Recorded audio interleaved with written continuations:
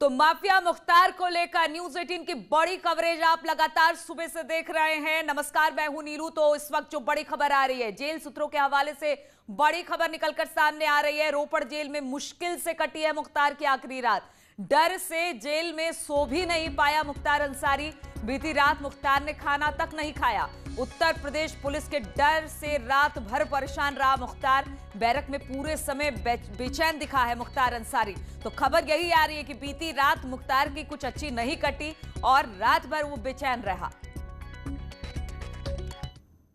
ये बार मुख्तार अंसारी को उत्तर प्रदेश पुलिस के हवाले कर दिया जाएगा और उत्तर प्रदेश पुलिस की टीम उसे इस रोपड़ से बांदा ले जाएगी। अगर कल रात की बात की जाए, जो रात गुजर गई वो काली रात रही उस कुख्यात के लिए, जिसने कईयों लोगों की नींदें उड़ाई। वो खुद रात भर सो नहीं सका। अगर हम जेल सूत्रों की बात करें, जेल में 15 नंबर बैरक की बात करें जहां वो रुका, उसके आसपास के बैरक के सूत्रों की बात करें तो वो पूरी रात कर्राता रहा, पूरी रात सोया नहीं। कभी उसने अपना चश्मा हटाया, कभी चश्मा उसने अपने साइड में रखा, कभी चश्मा अपने जेब में रखा, कभी वो इस करवट लेटा, यहाँ तक कि कल उसने खाना भी नहीं खाया, क्योंकि उससे पहुंचने के बाद उसका सारा काला चिट्टा और सारे अपराध की एक एक करके फाइलें खुलेंगी और जितना उसने अपने दहशत का साम्राज्य बनाया है उसका उसे चुन चुन के हिसाब देना पड़ेगा।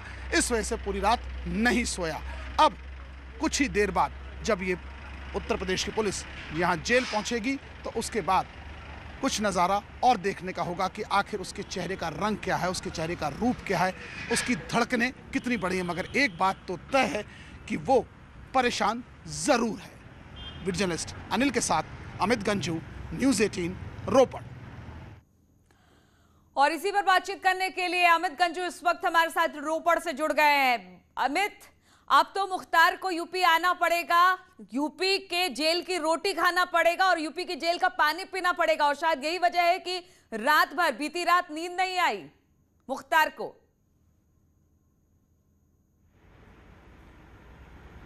देखिए नीलू जी, मैं आपको बताना चाहूंगा कि 27 महीने तक उत्तर प्रदेश के अपने उस जगह जहां उसने अपना दहशत का साम्राज्य बनाया, उससे हट के उसने यहाँ इस ठीक सामने जो रोपड़ के जेल है, यहाँ इसको अपना टेम्पररी एड्रेस बनाया था। उसने कभी सपने में भी नहीं सोचा था कि उसको वापस बांदा में जाना पड़ेगा, उस बांदा की जेल में जहाँ से वो निकल गया था, ये सोचते हो कि आज मैं आज़ाद हूँ दुनिया के वतन से। ऐसा कुछ नहीं है। 5 तारीख की रात उसके लिए काली रात, निश्चित तौर पर आध्यात्मिक व्यक्ति के लिए मंडे शिव जी की उपासना या शिव जी की पूजन की रात थी, लेकिन शायद उसके लिए दहशत भरी रात थी। इसलिए अगर हम वहाँ के सूत्रों की माने तो रात भर 15 नंबर के बैरक पर वो पूरा कर्राता रहा, करवटें बदलता रहा, सोया नहीं। यहाँ तक कि खाना उसके पास पड़ा रहा, उसने खाना नहीं खाया, हालांकि पानी जरूर पिया, जो लोग बताते हैं। और चश्मे को बार बार अपने जेब में रखना, कभी आंख में पहनना। बिल्कुल अमित, इस पर आपसे बातचीत करेंगे। एक बड़ी खबर आ रही है दिल्ली से, मुख्तार पर बड़ी खबर आ रही है। मुख्तार की पत्नी सुप्रीम कोर्ट पहुंची है। पत्नी ने मुख्तार की सुरक्षा की मांग की है। सुप्रीम कोर्ट में एक याचिका दाखिल कर सुरक्षा की मांग की है। मुख्तार की पत्नी ने रोपड़ से बांदा जेल तक सुरक्षा की मांग की है। पेशी के दौरान भी मुख्तार की सुरक्षा की मांग की गई थी। तो इस वक्त की बड़ी खबर हम आपको बता दें, मुख्तार की बीवी सुप्रीम कोर्ट पहुंची है। मुख्तार की पत्नी सुप्रीम कोर्ट पहुंचकर कहीं ना कहीं सुरक्षा के गुहार लगा रही है और सुरक्षा की मांग कर रही है। सुप्रीम कोर्ट में एक याचिका दाखिल कर बताया जा रहा है कि रोपड़ से बांदा जेल तक सुरक्षा की मांग के लिए ये याचिका मुख्तार की पत्नी ने लगाई है। पेशी के दौरान भी सुरक्षा की मांग की थी मुख्तार की पत्नी ने, और एक बार फिर से सुप्रीम कोर्ट पहुंची है मुख्तार की पत्नी।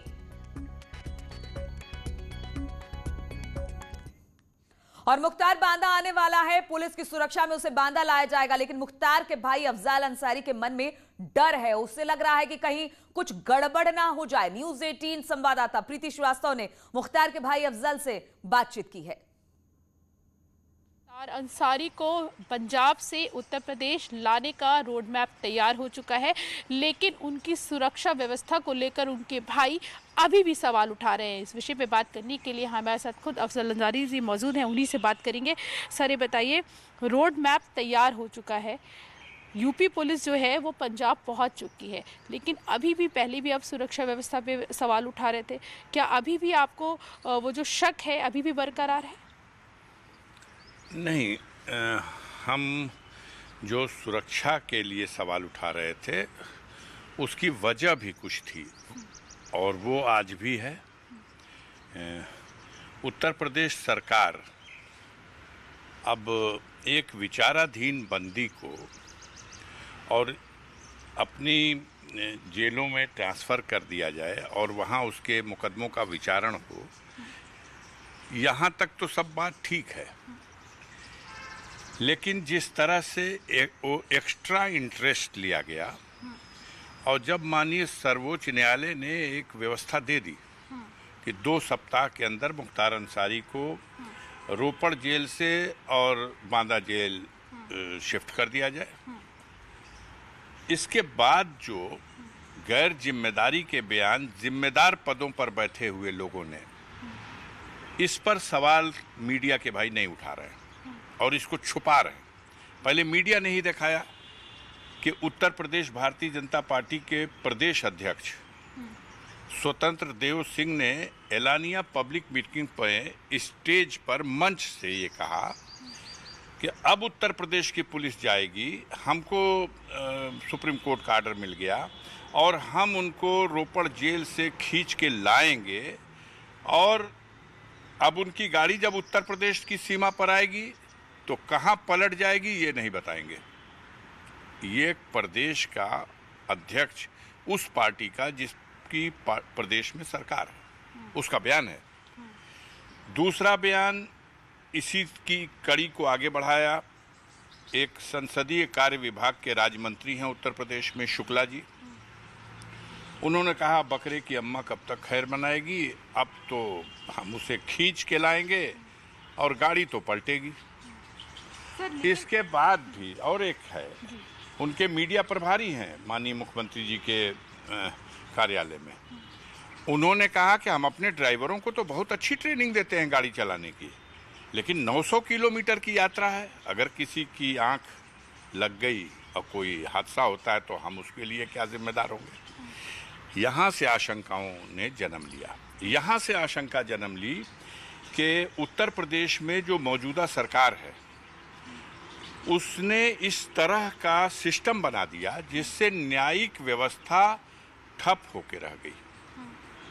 आपके लिए वही कानून, हमारे लिए वही कानून, देश के हर नागरिक के लिए वही कानून।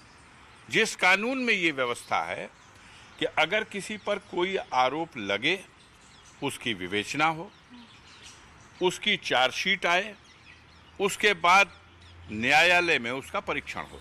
एक मिनट मेरी बात पूरी हो जाए। ये है व्यवस्था, ये हमारे कानून में व्यवस्था है, लेकिन आपके लिए अगर आप पर आरोप कोई लगा तो आपका तो कोर्ट में ट्रायल हो, अब कोर्ट में ट्रायल होने से पहले ही हम आपको गुनहगार दोषी बता देंगे, घोषित कर देंगे।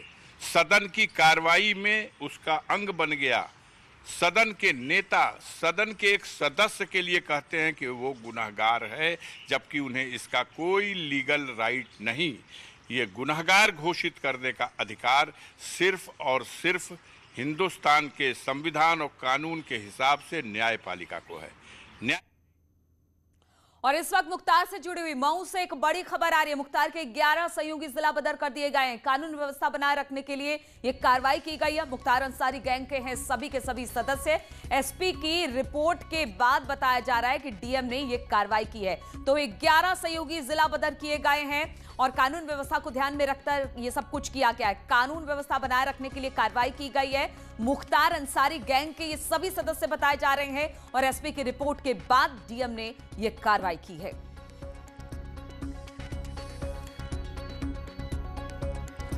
और इसी पर बातचीत करने के लिए उपेंद्र द्विवेदी हमारे साथ जुड़ गए हैं। उपेंद्र, 11 सहयोगियों को जिला बदर किया गया, क्या जानकारी इसको लेकर?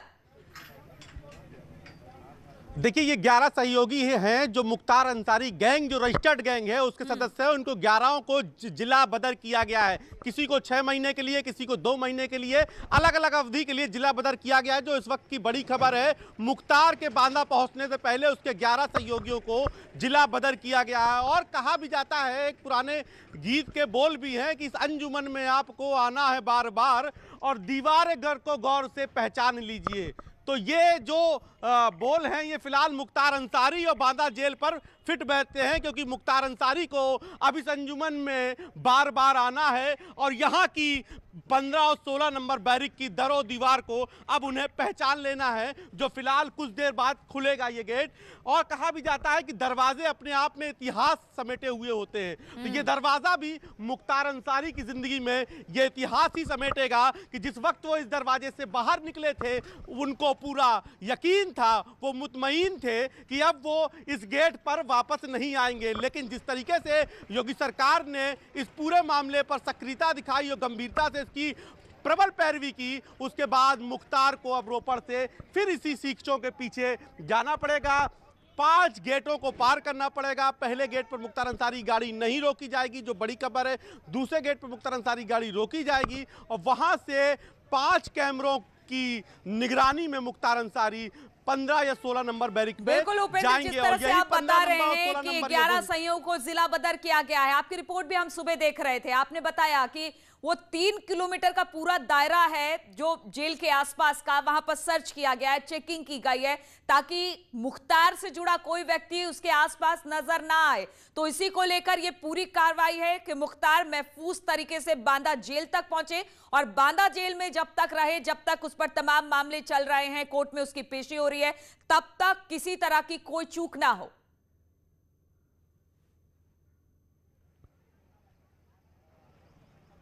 बिल्कुल बिल्कुल, यही है कि कोई चूक ना हो। इसीलिए सबसे पहले सुबह जो 6 जो है सीसीटीवी कैमरे थे उनके फुटेज खंगाले गए और जो 3 दिन का जो फुटेज था जिसमें जो लोग भी शामिल थे वो उनको देखा गया। दूसरी बात, ये जो मैंने आपको कल हम लोगों ने सबसे पहले बताया था कि ये जो स्पेशल गार्ड है ये देखिए बनकर तैयार हो गई, जो बताया गया था कि अब यहाँ पर हमेशा 24 घंटे पुलिस का यानी कि थाना पुलिस का बल तैनात रहेगा, यानी कि व्यवस्था रहेगी। यहाँ पर एक गार्ड रूम बनाया जा रहा है। बिल्कुल आपसे अपडेट लगातार लेते रहेंगे उपेंद्र। यहां पर रुकेंगे छोटे से ब्रेक के लिए, ब्रेक के बाद फौरन हाजिर होते हैं।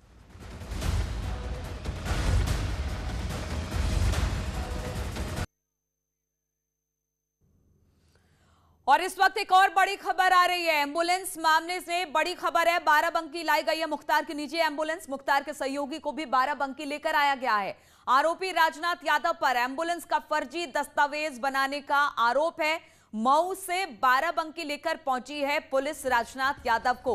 तो बाराबंकी लेकर पहुंची है राजकुमार यादव को। बातचीत करने के लिए अनिरुद्ध हमारे साथ जुड़ गए हैं। अनिरुद्ध, कितनी देर पहले पहुंचा है राजकुमार यादव? कि मऊ की टीम कल देर रात राजनाथ यादव को लेकर के बाराबंकी पहुंची थी और उसके बाद आज सुबह जिला अस्पताल में राजनाथ यादव का मेडिकल कराया गया है और इसके बाद जो है इनको कोर्ट में पेश किया जाएगा। पहली बात। दूसरी बात ये है कि जो एम्बुलेंस थी, एम्बुलेंस भी पुलिस बाराबंकी ले आई है। अब इसका कुछ ही देर बाद टेक्निकल मुआयना कराया जाएगा। आरटीओ के उसमें अधिकारी रहेंगे, पुलिस के अधिकारी रहेंगे और टेक्निकल मुआयना उसका करेंगे। तो कुल मिलाकर के जो मेन केस प्रॉपर्टी थी एम्बुलेंस, वो पुलिस की कस्टडी में है और पुलिस अब इस पूरे एम्बुलेंस के माध्यम से सारी पहलुओं पर तफ्तीश करेगी और ये समझने की कोशिश करेगी। चलिए ठीक है अनिरुद्ध, बहुत बहुत शुक्रिया आपका। तो मुख्तार का सहयोगी है राजनाथ यादव, जो एम्बुलेंस का जिसने फर्जी दस्तावेज तैयार किया था। अब मऊ से बाराबंकी लेकर पहुंची है पुलिस और कुछ देर में से कोर्ट में पेश किया जाएगा। तो इन तमाम खबरों के साथ इस बुलेटिन में फिलहाल इतना ही। रुकेंगे छोटे से ब्रेक के लिए, तुरंत हाजिर होते हैं।